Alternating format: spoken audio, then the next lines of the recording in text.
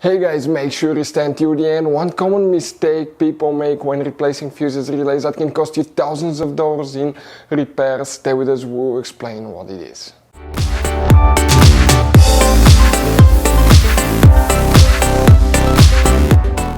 Hey guys, welcome back to Auto Repair guys. Thank you guys for watching and subscribing to the channel. Today will be super helpful video to any of you having a Mercedes E-Class. We're talking about the generation that you see here, made from year 2010 to year 2016. This is known as generation W212 Mercedes E-Class.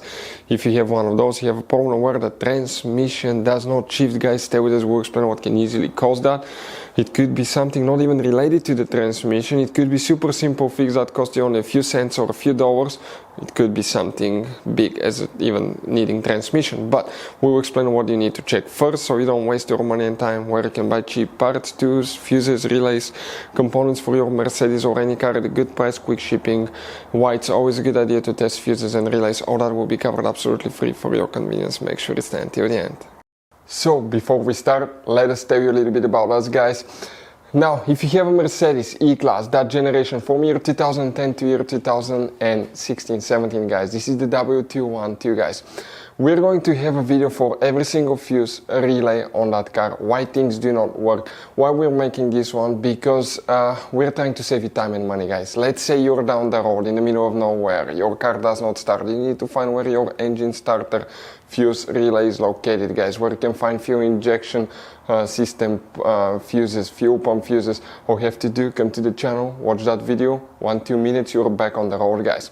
In addition, we'll share where you can buy cheap parts and tools, that way you do not waste your money and time. Every single car we get here at the garage, we try to make guys at least 200 to 300 free repair videos. We take them completely apart, we show you how to fix mechanical, electrical, engine work guys, body work, a little bit of everything. And we have more than 12,000 free repair videos on our channels that can save you thousands of dollars guys in free repair videos. Check it out if you need help with that. So let's go ahead and start on it now. If the transmission does not shift, what we need to do guys, first you need to check, okay, 4 different fuses for the transmission. One of them is in a fuse box that 9 out of 10 people don't even know it exists in that generation Mercedes E-Class. This is the same generation, this is just the model before the facelift, this is after the facelift, but it will work for both. Now, you need to go ahead and open the hood here. Okay, the first fuse box that we will need to check is right here on the driver's side. Remove that cover. Underneath you'll find a fuse box with a layout like this one here. Before we guys continue, let's explain quickly why it's always a good idea to test fuses and relays. So it is super important guys to always test fuses and relays, and something else as well, common mistakes people make. Sometimes you may think that a fuse is good, or you cannot actually see if the fuse is clearly burned, and in that case guys you may put the fuse back together and you may end up spending money and time on parts you don't need, and all we had to do is just test the fuse. So we'll put a link in the description of the video below how to test the fuse. It takes only a few seconds to find out for sure if it's good or bad. The same thing for relays guys, okay? Some of those could be really expensive on cars, so we'll put a link in the description of the video below how you can test relays. And for some certain fuses guys, it's important to disconnect the car battery when removing them, otherwise you can burn the electronics. And for instance, working on airbags, fuses or anything like that, you need to wait at least 1 hour after disconnecting the car battery. And if you're not qualified and certified to work on airbag system, I will never recommend to do that guys.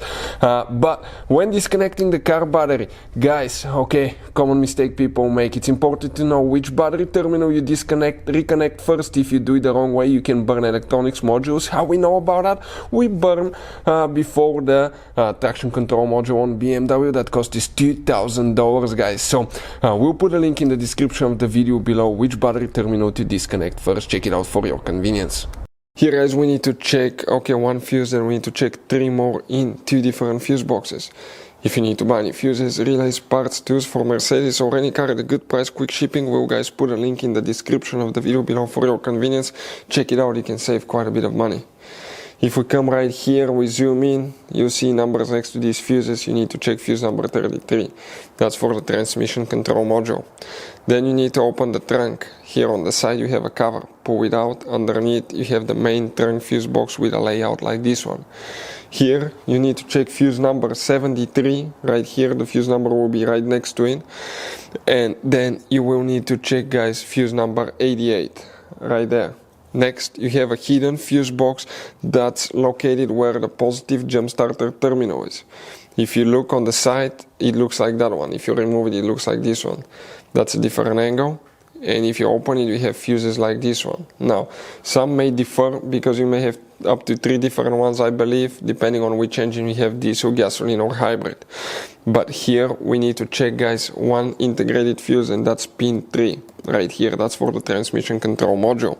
Other things that can cause the transmission not to shift easily, not to be stuck, let's say in park, it could be bad ABS control module. Okay, if the ABS control module is not working, you will not be able to shift. And something else, it could be super simple and super easy, guys, such as brake light switch. The brake light switch is the device on the brake pedal that detects when you press the brake pedal so you can shift, and it can also activate the brake lights. But if that brake light switch is bad, the transmission will not shift, so it could be just a few dollar fix. And also it could be the selector for the gears as well that's malfunctioning. But always start with the fuse and test the brake light switch. We have video on our channel how to do that. Connect the scanner, see if you have any related codes, because it could be something bad as transmission valve bodies, solenoids, or it could be bad transmission computer or failing transmission. Hopefully the video will be helpful. Thank you for watching. See you next time.